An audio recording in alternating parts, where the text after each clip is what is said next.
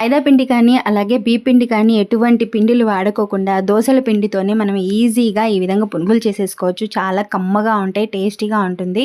నాకైతే ఇంట్లో దోస పిండి కొంచెమే ఉంది. దోసలైతే అందరికీ కావనేసేసి ఈ విధంగా ట్రై చేశాను. ఎప్పుడన్నా దోసల పిండి మిగిలినప్పుడు మా అమ్మ అయితే ఇదే విధంగా చేస్తూ ఉంటుందనమాట. అయితే పిండి అనేది గట్టిగా ఉండాలి. లూజ్‌గా ఉంటే ఇవి పునుగులనేటివి రావు. కాబట్టి ఈ విధంగా ఒకసారి ట్రై చేసి చూడండి. ఈ వీడియో నచ్చినట్లయితే మీ ఫ్యామిలీ, ఫ్రెండ్స్ అందరికీ షేర్ చేసి మీకెలా కుదిరిందో నాకు కమెంట్ చేయండి, ఓకేనా. నేనైతే బియ్య పిండిలో కొంచెం సోడా పొడి, ఉప్పు తగినంత వేసేసి ఎర్రగడ్డ ముక్కలు కూడా వేసేసుకొని బాగా బీట్ చేసుకోవాలి.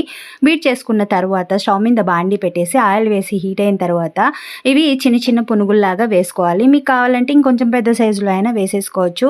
ఈ వేసినప్పుడు కాస్త అతుక్కున్నట్లు ఉంటాయి, కానీ తర్వాత కొంచెం కాలిన తర్వాత పైకి వచ్చేస్తాయి అనమాట. ఈ విధంగా రెడ్ కలర్లో కనుక కాల్చుకుంటే తింటుంటే పైన క్రిస్పీగా లోపల సాఫ్ట్గా చాలా చాలా బాగుంటాయి.